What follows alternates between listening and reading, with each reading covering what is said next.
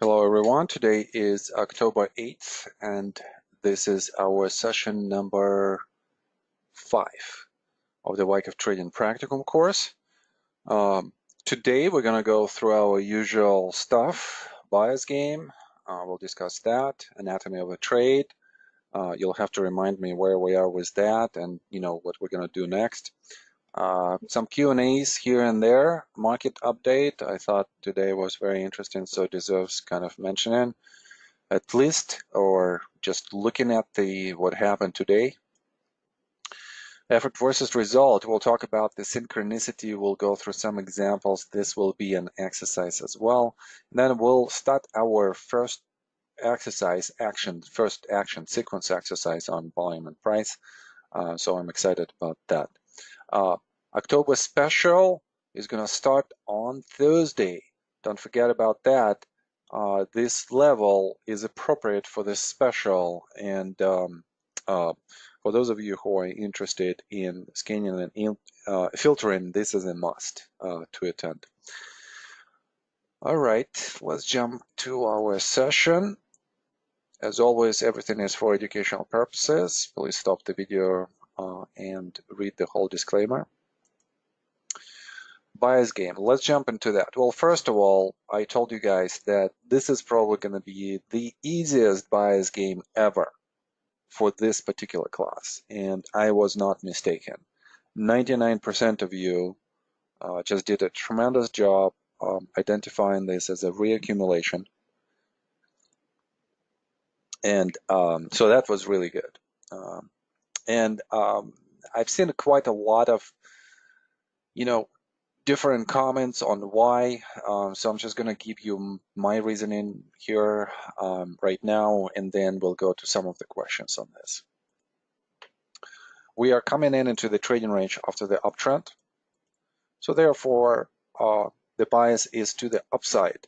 We're thinking about the reaccumulation to confirm or to fail.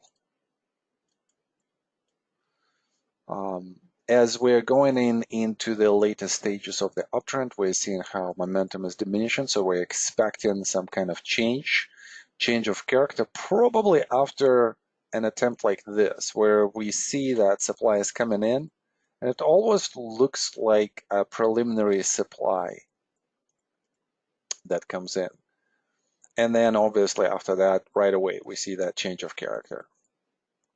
The change of character does not produce a lot of supply signature, so therefore is not high. So therefore we're thinking that CO is not selling. CO is not distributing on the change of character. So most likely we're still in the reaccumulation. We know that after the change of character, after the buying climax, and this looks like a distributional pattern right here, with the change of character, automatic reaction, and then the next swing up to test the highs is going to be our secondary test, and that would conclude phase A. And then now when we look at this, right, look at the texture and look at the kind of like the different segments for this trading range. So we have an uptrend. An uptrend has a lot of momentum, diminishing momentum characteristics,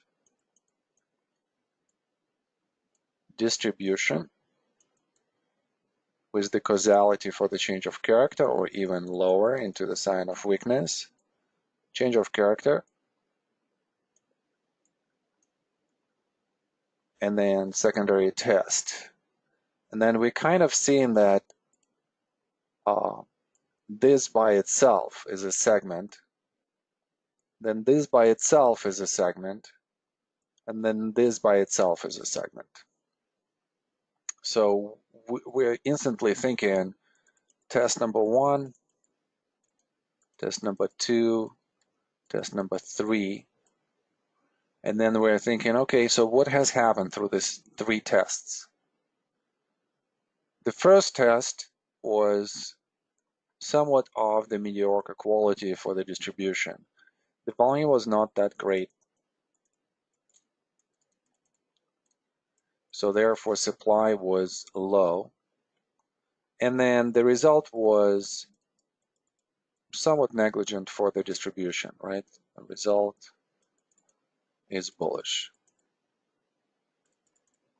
And then suddenly we have a change of behavior.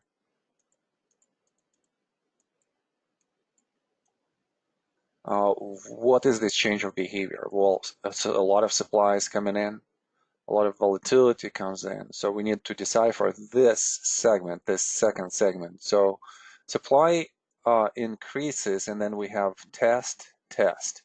So throughout this test, supply is diminishes, and we have one bar that commits to the downside, and then all other bars are actually recovery bars after that, and the price goes up. So this looks more like a spring on the diminishing supply characteristics relative to the supply that is coming in on the change of behavior. So this acts bullish with the recovery, and then obviously this whole rally that takes us to 144, big supply bar here, but also a lot of excitement, probably some news, maybe earnings, maybe some other news, where the stock has such a strong rally and then sell-in comes. So this sell-in suggests that we're going to have some kind of reaction. And now that we are in this recovery reaccumulation range mode, we need to see what kind of reaction we're going to have, what kind of quality of the reaction we're going to have. So what do we see as a quality or as a character for this reaction? We see higher low, we see another higher low. We see that volatility increases and then volatility decreases. Those are all bullish characteristics. We also look at the volume signature, and on the first sell-in, the volume is not that high relative to what we've had on the second test in phase B. So therefore, supply goes down relative to the previous instance where there is a break to the downside, and that suggests that selling is not that heavy. And with the further diminished volatility, diminished supply signature, higher lows, we're thinking that this is just a confirmation that this is a bullish scenario. So I thought that the key was like just seeing these three areas and seeing how volatility increases into phase B and then decreases into phase C. So naturally, this is going to be our phase C, phase A, phase B, up thrust action, and then we should have a bias to the upside. Here is the solution. Let's see how the internet, how the Twitter voted. We had 132 votes and 61% said it's an accumulation. So this is a very decent rate. And actually, I thought that it will be a very decent rate just because the chart looked very bullish. And again, you guys just nailed it. Like your rate was like over above 90% in this class. So I'm really pleased with that. Twitter did much better than on other bias games, which is also very interesting by itself. All right, guys. As a homework, one of the things that you should be doing is coming back to this slide with the Wyckoff story and just going through all of these points again and just, reading what is it exactly that we wrote here, and what is it that we want you to read. So please, definitely do that. All right, here is your next bias game. I think this one might actually produce some kind of difficulty. We'll see how that's going to go. So don't want to project, but let's just see. Okay, that's your next game. All right, and now anatomy of a trade. So guys, you have to kind of let me know where we are with that. I thought that we had a stop loss, right? that I think was hit or not. Please walk me through this. Didn't we say that the stop loss is going to be somewhere here? I mean, the only reason why the stop loss would not be hit is if we're using the close as our stop loss. Rick is saying, I think we hit a stop loss. Okay.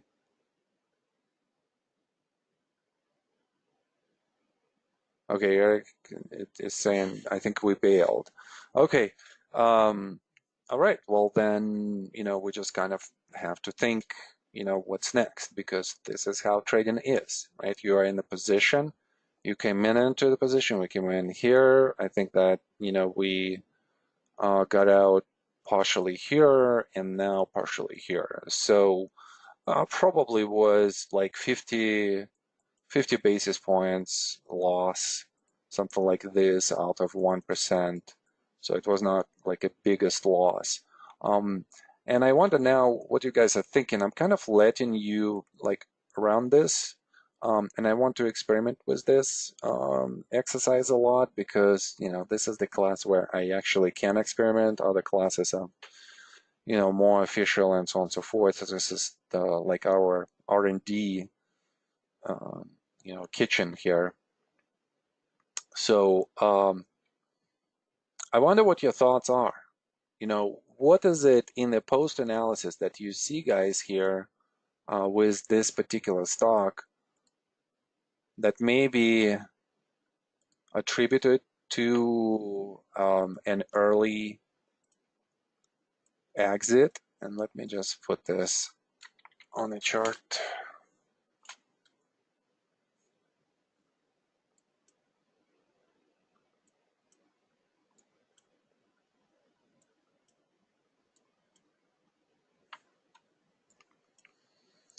All right, so here we are. So what do you guys think? Eric is saying we bought it very close to a significant long-term resistance level. Yeah, I think it's a good thought, right? Because as we look at this level, let me just take another color for the pen.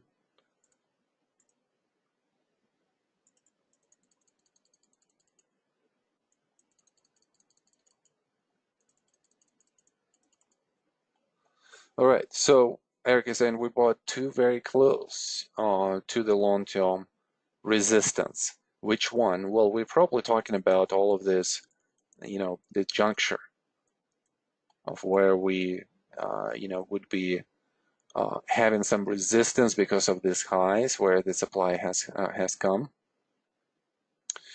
And obviously, I mean, for the long-term campaign, we should be buyers before $8. So anything, let's say, in this area right here, that would be our long-term campaign buy.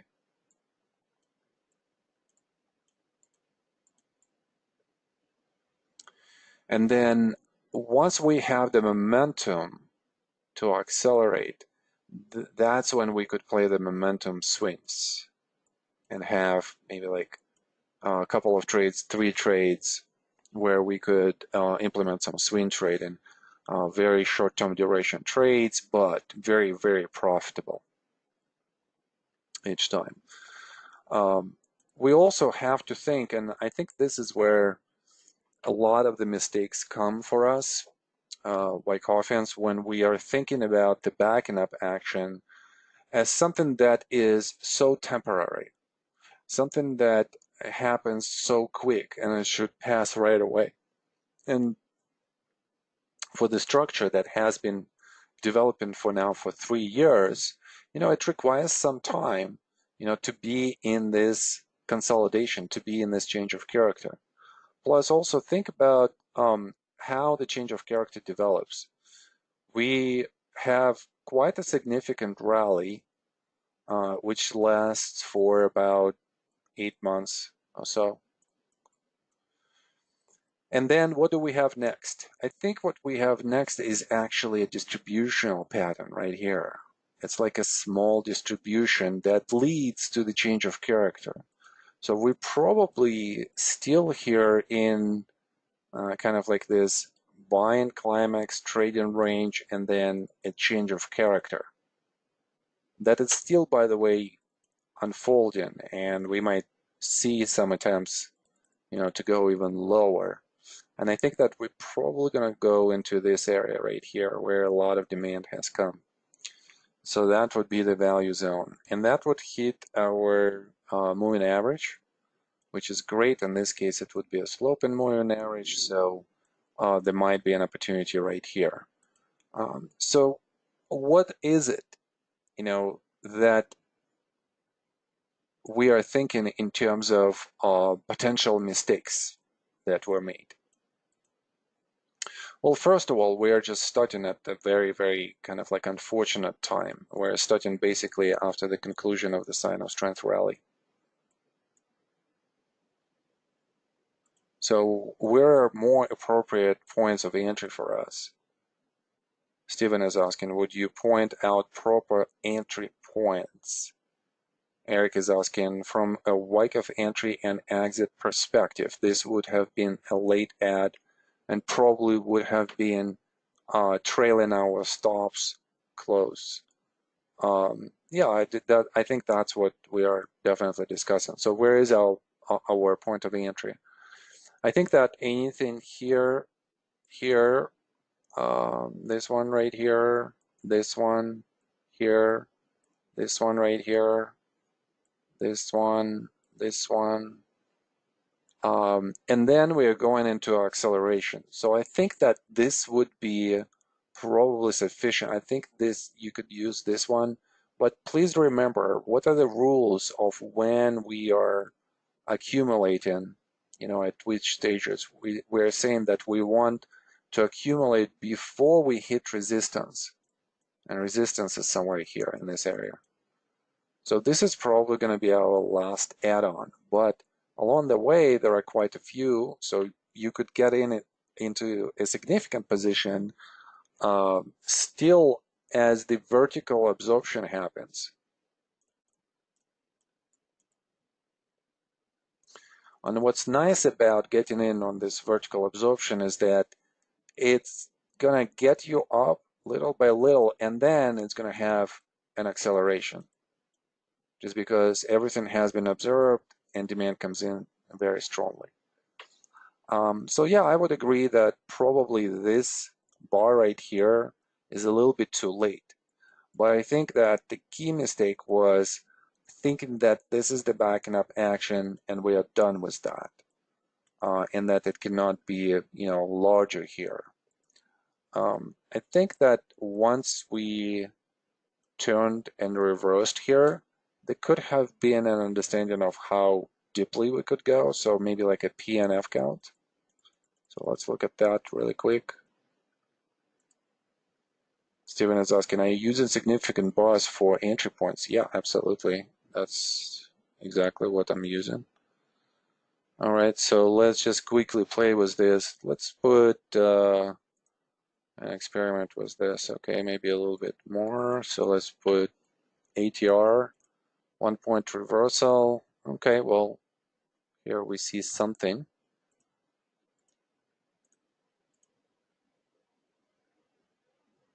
All right, so let's count. We have 1. This is a failed upthrust. 2, 3, 4, 5, 6, 7. 7 boxes times 1 reversal times 0.84. That's the size for the box.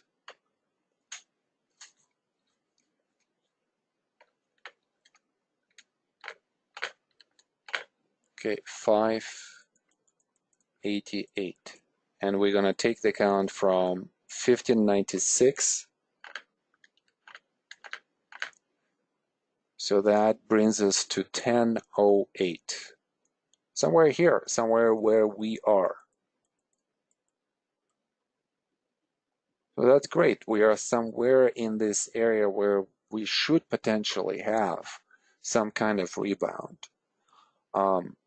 Now, in some of the cases, for the long-term campaigners, you could have something like this, like in Shake Shack. We had the same type of structure where you have a trading range, and then you have that sign of strength, major sign of strength. So where is in the price cycle, the SunPower? Probably somewhere here. This is a quite significant reaction after the sign of strength. And look how it touches the moving average. And we're going to find the same elements in the relative strength for the SunPower and in the momentum. The sign of strength defines that buying, and then it's a quite substantial reaction. Let me give you a different perspective on this reaction so that you would kind of see how deep this reaction was. Here you go. So from like 47 to 36.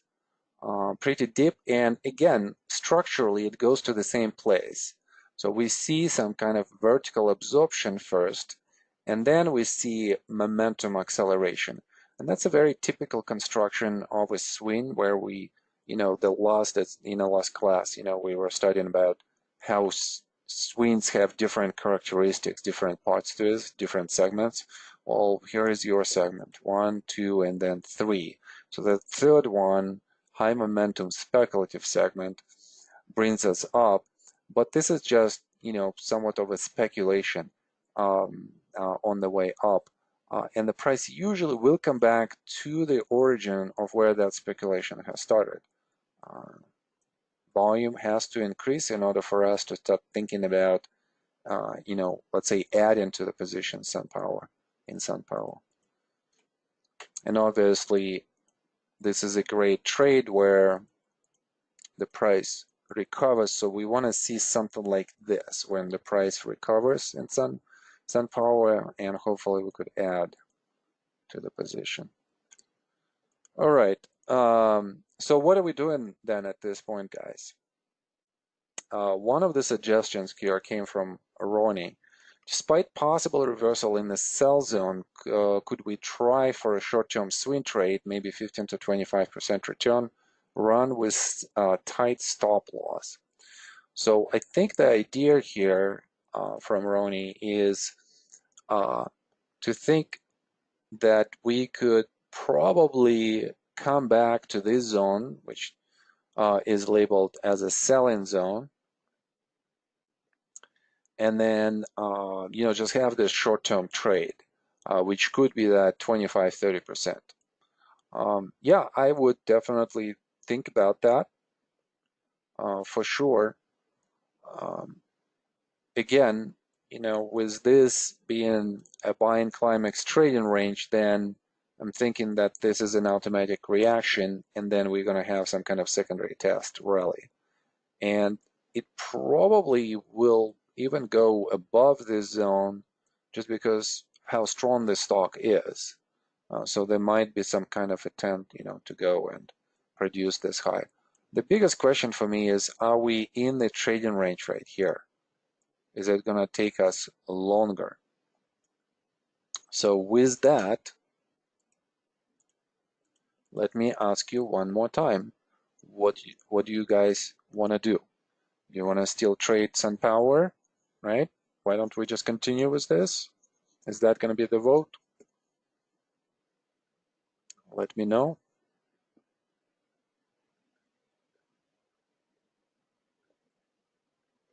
And if that's the case, we just continue with this stock. Eric is saying, could we look at another stock?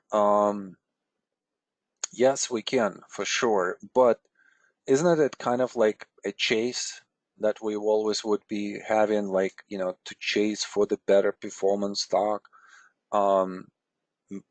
This was a really good performance stock. It went from $6 to $16. So selection-wise, it's actually a high momentum stock at this point. So why don't we, I'm seeing that majority of you guys, probably like 80-90% are saying, let's just stay with the stock. Yeah, okay. I would do the same. Let's do that. Okay, so at this point then, what do? We went through the analysis. Do we stay out? Do we stay away? Do we buy here or do we sell here? So let's just vote, write it down what you think. Give me some kind of maybe like even context. I mean, if we are buying here, we're buying here long term, or we're buying here short term.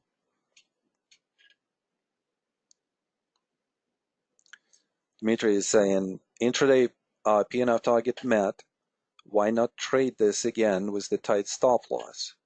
Steven is saying, do you want to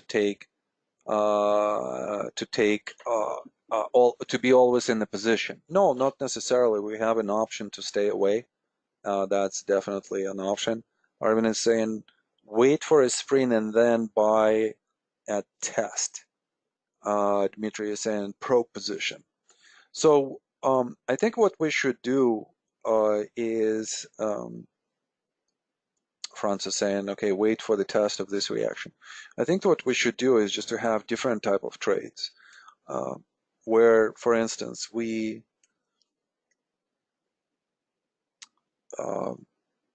as speculators might have a short-term trade with the specific conditions, but those conditions, Dmitry, have to be described in such a way so that we wouldn't even doubt that the trade has happened.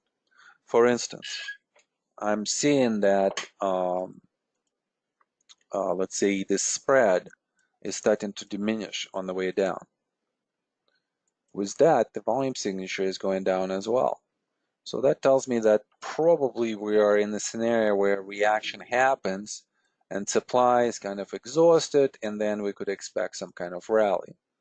So, and that's kind of how it looks here, that we could potentially have that rally.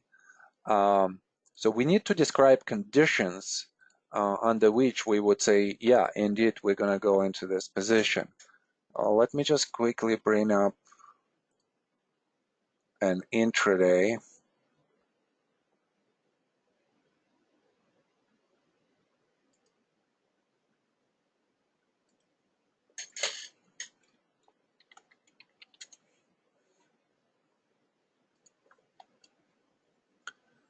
And let's just see on the intraday. So here's our 60 minutes.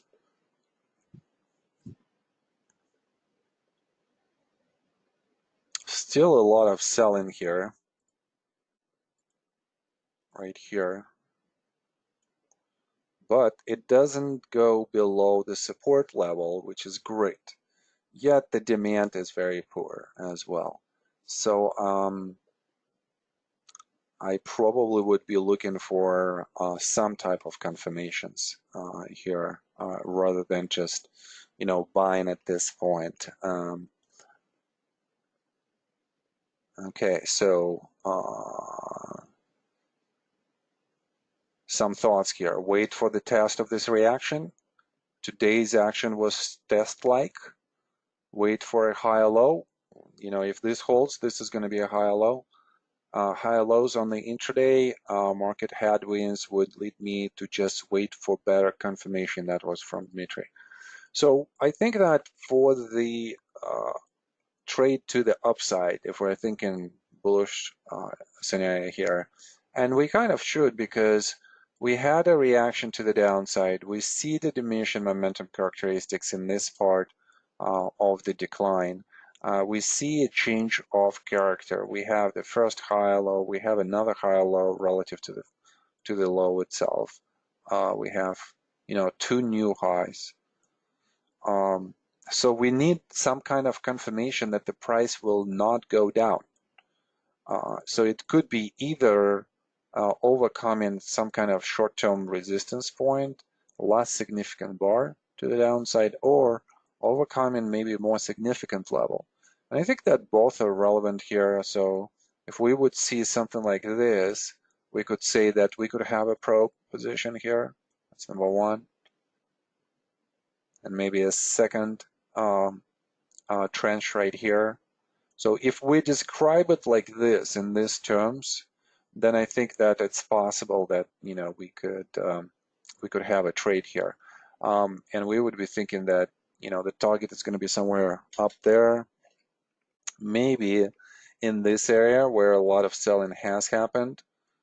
So I wouldn't be surprised if the price would come here, as Ronnie was saying, 25%, 25, 30% return on this trade. That's a possibility.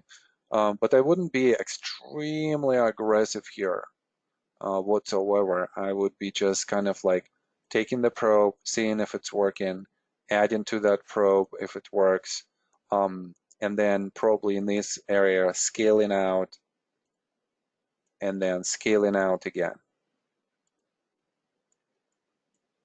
Something like that, and then seeing what would happen here.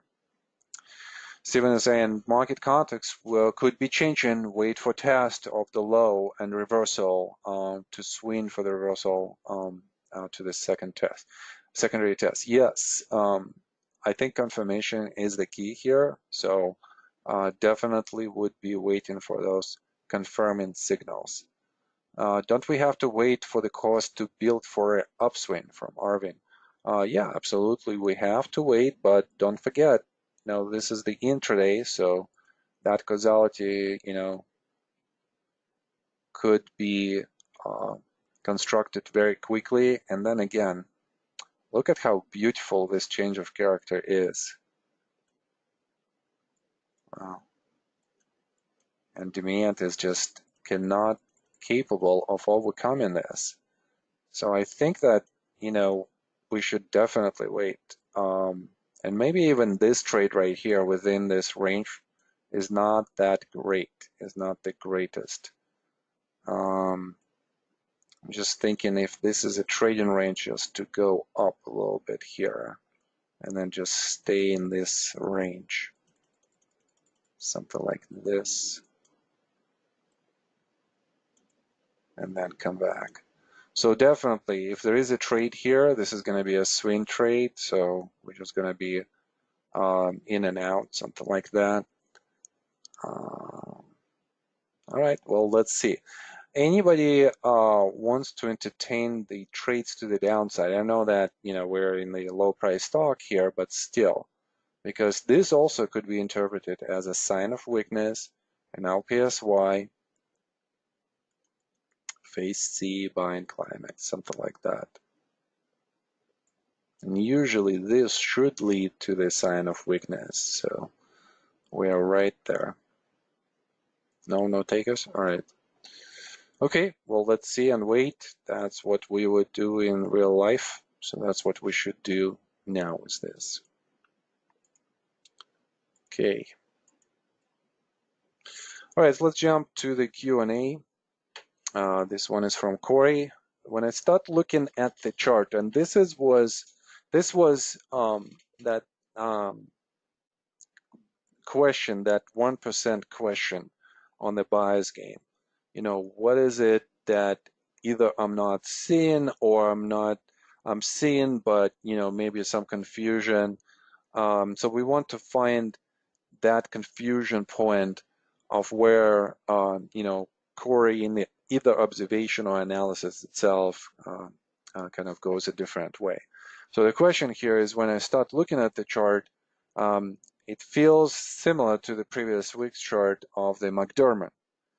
Synchronicity between downward effort and result. Lack in demand when it's going up. I must miss some big picture here. Can you compare these two charts in the class? So I put two charts here, and we just went through this last week's home assignment. It's at the bottom, so it's not a distribution, it's an accumulation. Whereas McDermott was a distribution.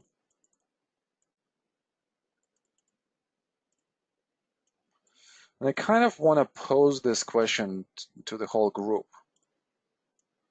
What do you guys think? Where is that big distinction between a distribution and accumulation?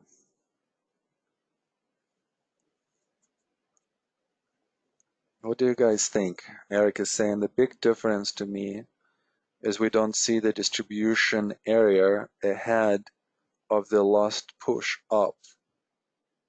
On which chart, Eric?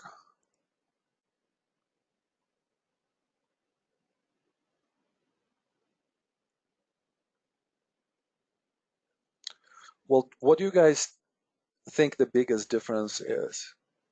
What is it for you?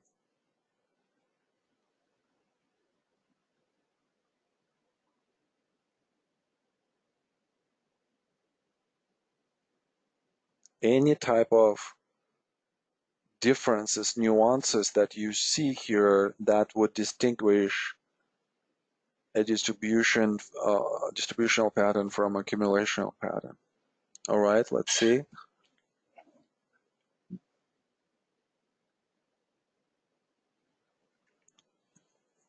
Okay, this week's bias game did not have the same distribution area as the week before. So, Eric, you mean this one right here?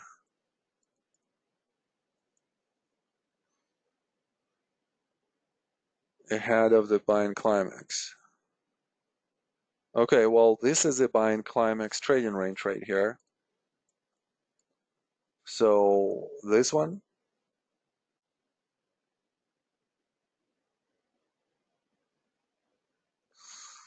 Well, yeah, I'm not sure. I mean, obviously, there is some significance to this because this is where initial supply has come. I'm still seeing these two formations right here as similar, and I think this is what Corey is actually implying, is that, the charts are somewhat, similar in the construction, right? So look at the same type of almost textures, right? Is your distributional range after the upswing. Then you have maximum volatility. Then you go through the period of testing.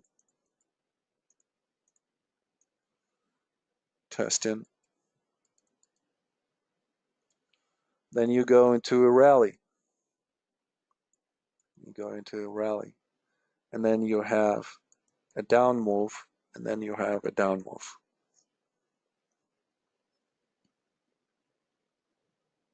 So this is quite the same in terms of how it all unfolds. What is the difference? Why in one case we have a distribution, and another we have an accumulation? Let's go through your comments.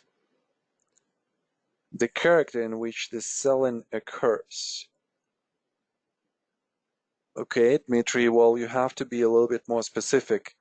I would agree that, yeah, if we look at selling, the character changed and it's different, but in which way? I would like details.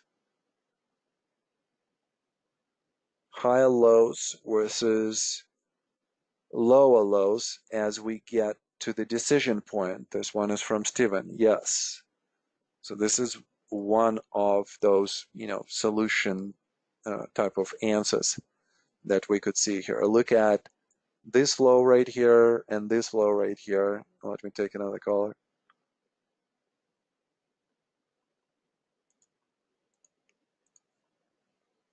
This low, and this low. Higher lows. Here we have the low that is the lower low to the previous low. And then we have that break of the trend. We don't have that break of the trend here. So structurally, we definitely see that deterioration. I wonder where else structurally you would see the difference. Where else in the price could you see that difference in the structure?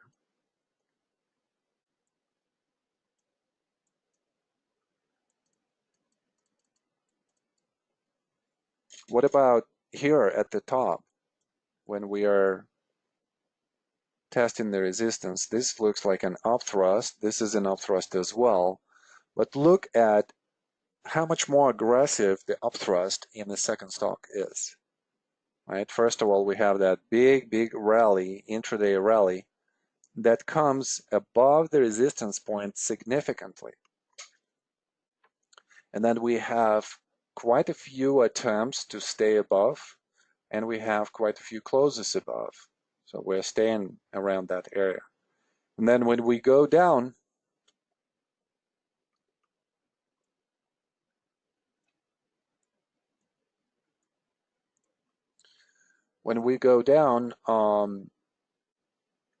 we could see that levels of supply here, even though average,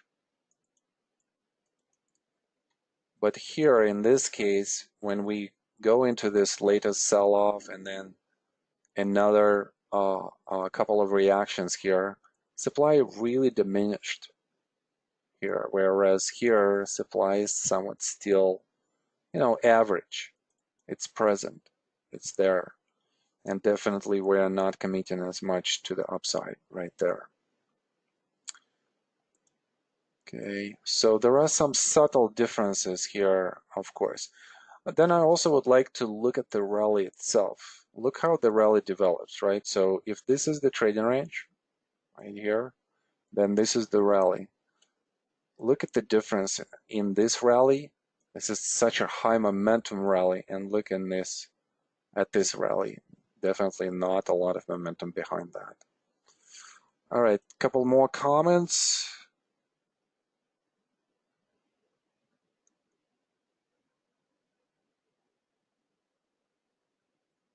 In accumulation, 3 high lows, while in distribution we have a low from Arvind. Okay, great.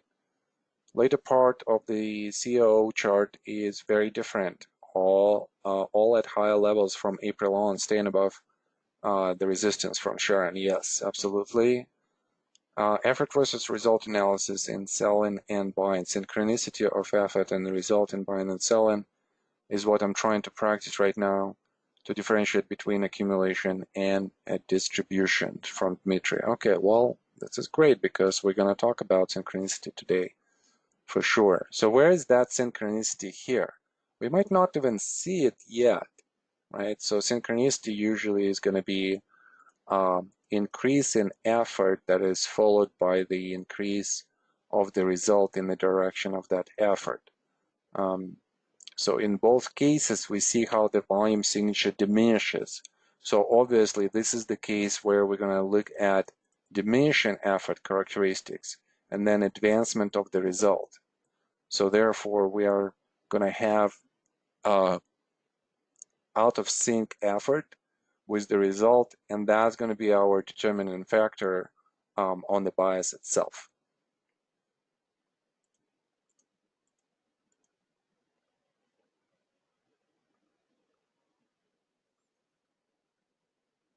Okay, so Dmitry is saying there is some synchronicity. Yeah, there is some synchronicity where supply slightly increases, and then we see the ease of movement to the downside. As well as here at the end, we could see that effort is increasing, and then the price is increasing as well, and with the different character than the previous rally. So that tells us that there is a synchronicity, and with the increased effort, the price much freer moves either to the downside or to the upside. All right, great. Let's go to the next question. This one comes from Dmitry. Let me say that we missed phase C entry, and we're looking here at VipShop. Okay, so this is current. So we're talking most likely about this area right here. And I'm looking to enter the position on a backing up action. I assume this is appropriate in the methodology. We won't get the bargain price we could have in phase C, but can we still have lots of upside potential here? What are some nuances of entering at this time around backing up action, and how do you have any tips? Do you have any tips based on your experience of entering on the backing up action? Here's an example of what I believe is a backing up action. I particularly like the decrease in supply presence as the backing up action reaction is unfolding. This looks like a strong accumulation stock. and I want to go long. Also, can you refresh us on why you prefer 252 moving average on your charts along with the 63 for the relative strength?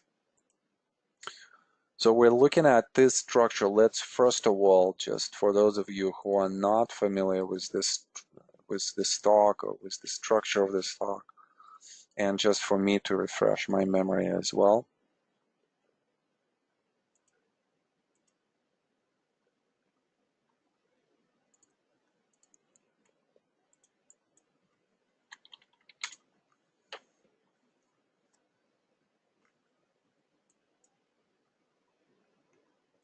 Okay. And here it is, Dmitry. I would say that this is the initial thing that I would love you to do. We want to understand, the whole story of the stock that comes right to the point of interest for us. So we're seeing here value selling into the highs, and then the price just drifts. Then we see trend followers are getting out of the position, again being inactive. Some buys here, and then again some selling. And then from here we're trying to go up above this support level, and we're experiencing all of this troubles. Yet we're definitely in the uptrend here.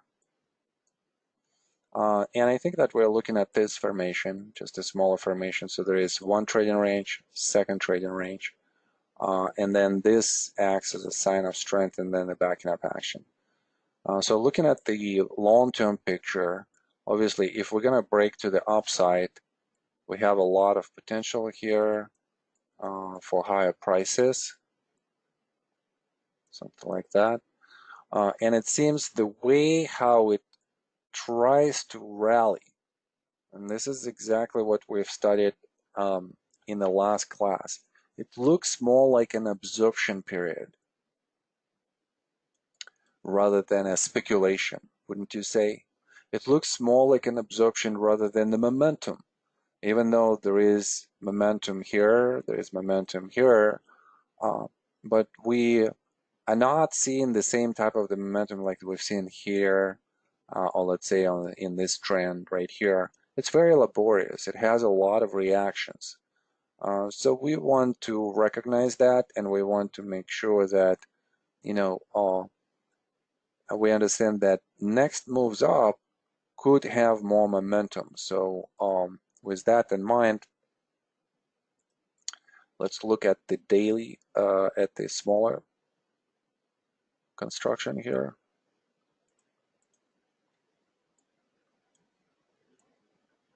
So this is where we are.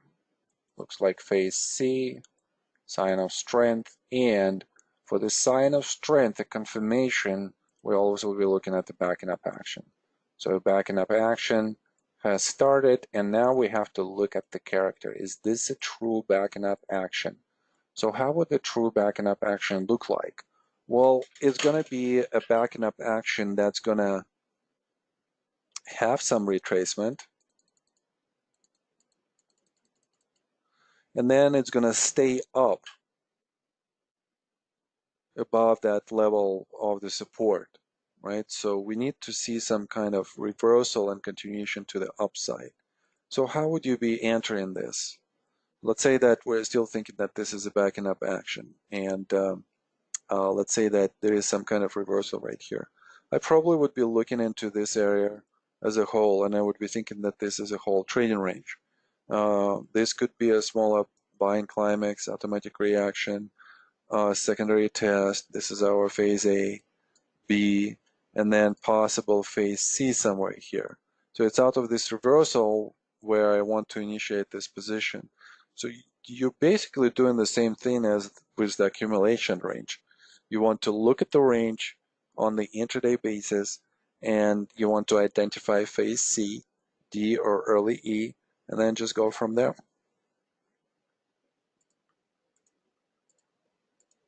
So Again, wait for the confirmation, and that confirmation should come and will come on the intraday basis first.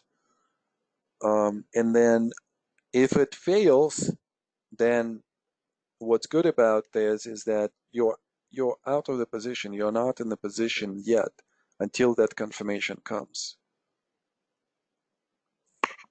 So hopefully we're addressing this. And let me see what else here. There was a second question. Yeah, okay. So also a question about 252 moving average against maybe like 200 and then 63 moving average for the relative strength. So 252 is just a year. It's just the more accurate representation of the year, because when you look at 200 simple moving average, you're actually looking at about maybe like 3.5 quarters, not 4 quarters. And just kind of became a habit. But then 63, and also I have 21 or 22. So 21, 22 is the number of trading days in a month. 63 is the number of trading days in a quarter.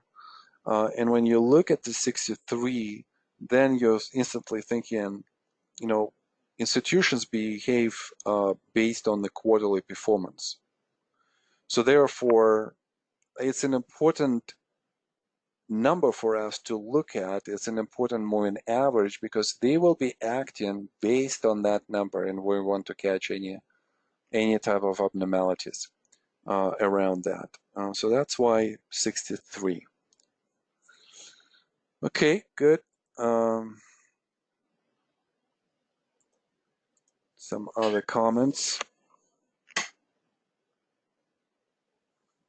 Okay, we've addressed all of those. Okay, let's talk about the market. I thought that maybe today we have to, just because of where we finished and with what kind of bias we finished. So I want to ask you guys, what do you guys think for the bias right now? Are we still bullish? Are we still bearish? Or are we bearish for the markets? And obviously I'm showing you a Bitcoin here at the bottom, you know, the oil, gold, and VIX.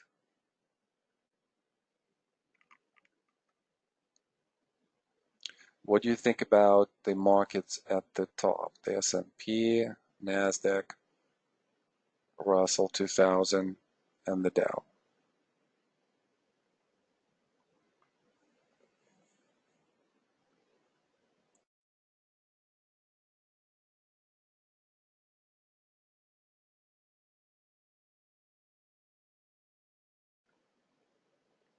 Anyone else? Just have one reply. 2.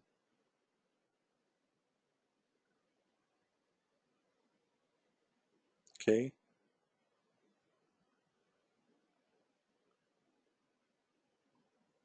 Okay, interesting. So majority of you are bearish.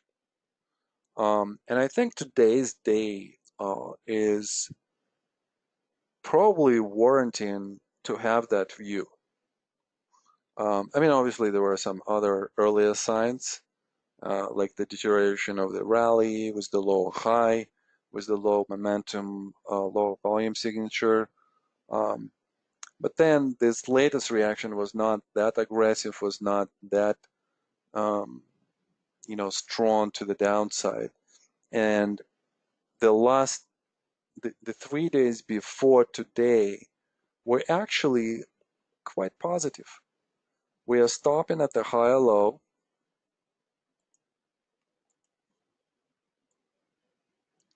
We then have 2 days that have high momentum, and there is some volume associated, at least with the first day, so that's great. And it looks more like a potential phase C and maybe an attempt to spring after the selling climax, automatic rally, secondary test, phase A. So we're thinking, wow, this is a great spot.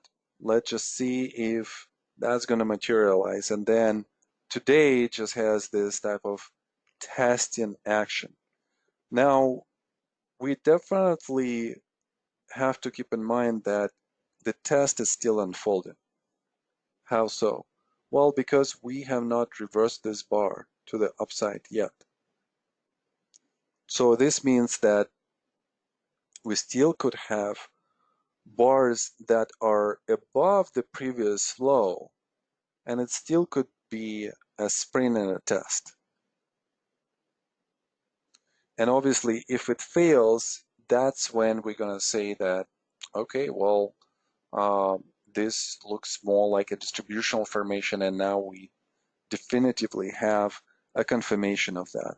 And usually that confirmation will come in a structure with an upthrust on that short-term failure, so somewhere here. And if indeed the bear market is to unfold, this entry, which is basically the break here, would be still early in the downtrend.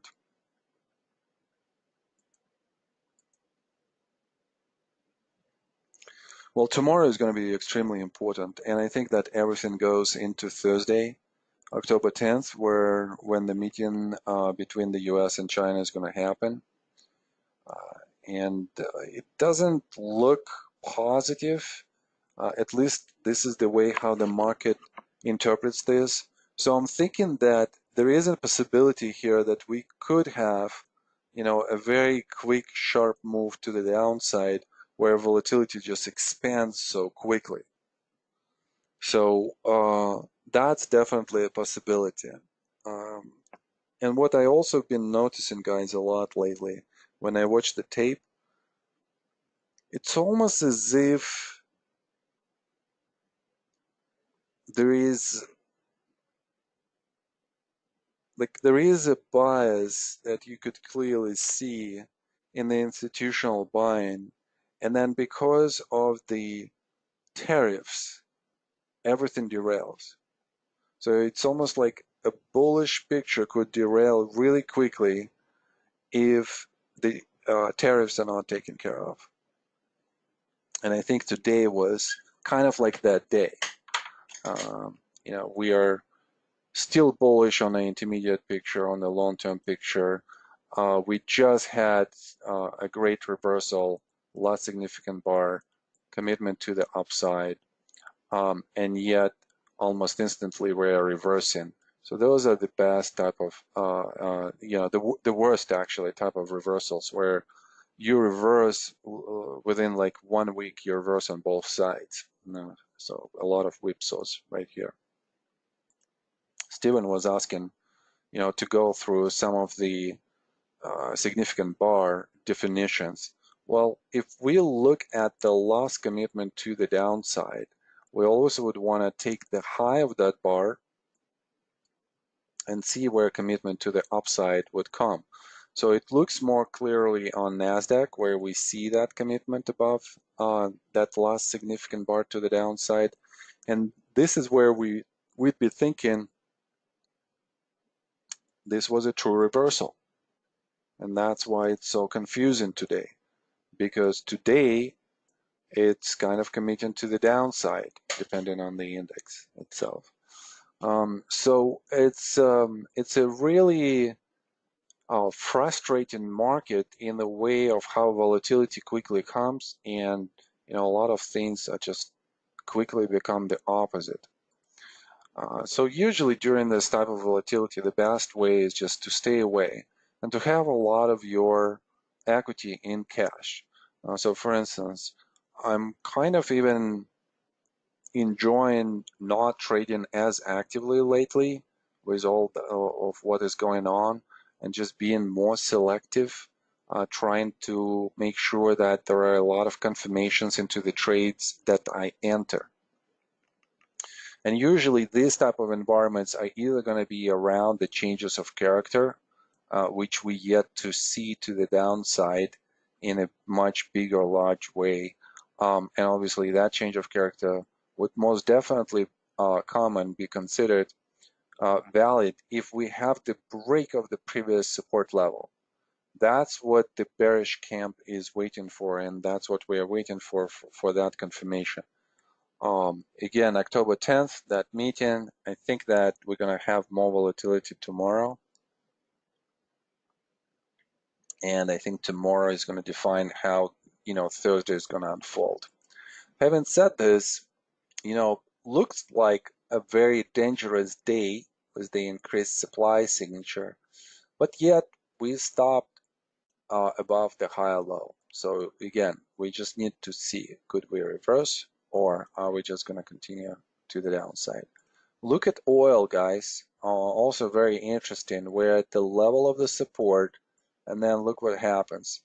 As if this is the test of the previous lows. Then we have a smaller test, and as the price was going down, there is really not a lot of supply. So there's not a lot of selling here going into the support, into the higher low.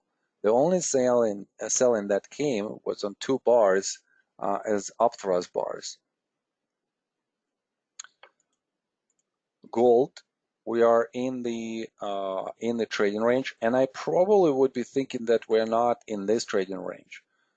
We were in the distributional pattern, and then we had a change of character. So this change of character defines the range itself, and we could see that maybe there is some kind of slope to it.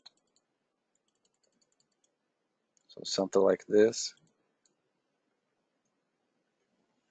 But definitely, even though supply has come, there's not really a lot of supply that we're seeing later on. So this is a bullish sign.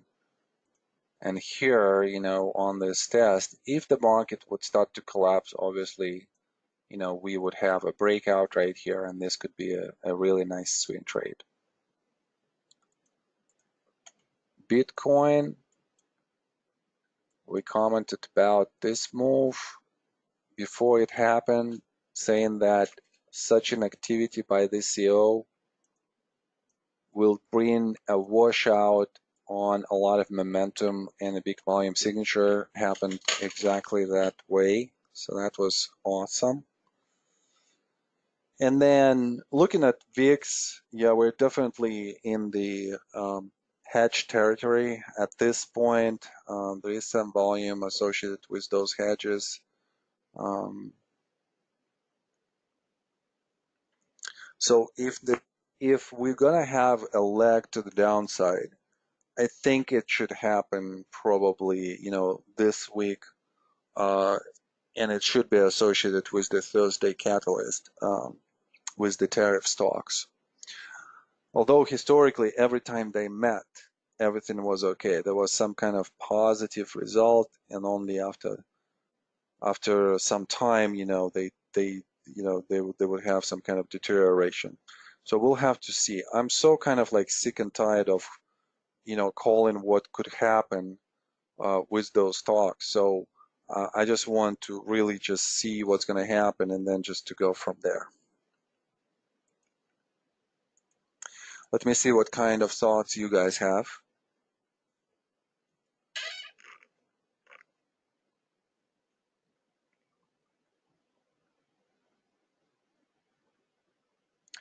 Based on numbers and structure, the market is still in a trading range. I think it's important not to be biased by one-day price action. It's important to watch the follow-up action that comes from Rami. Yes, and totally agree. We have to wait for that confirmation, so that's great.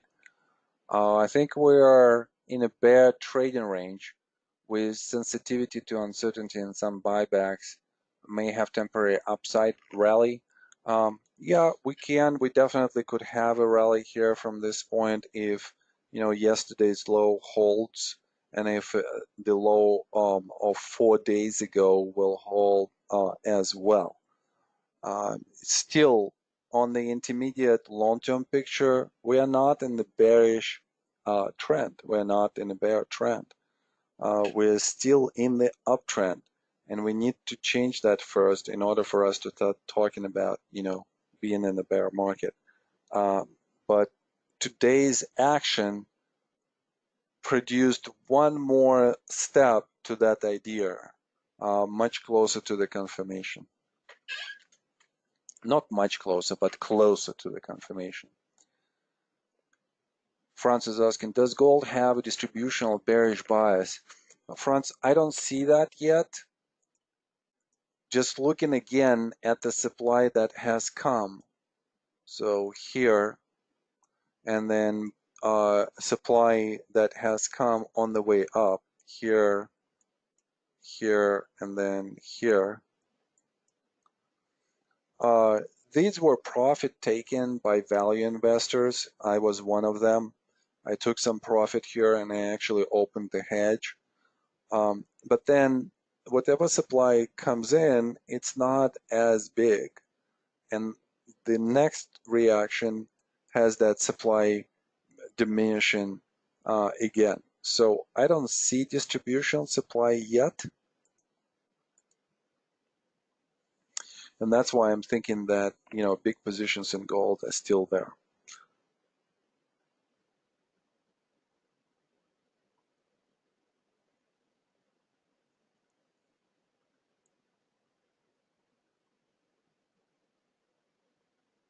Eric is asking, isn't China buying all the gold? Well, yeah, if you guys are regular WMD subscribers, you know, I've talked about central banks buying a lot of gold, and it's not just China. Throughout the whole world, the banks are buying gold, and that's what sustains this rally. Okay, great.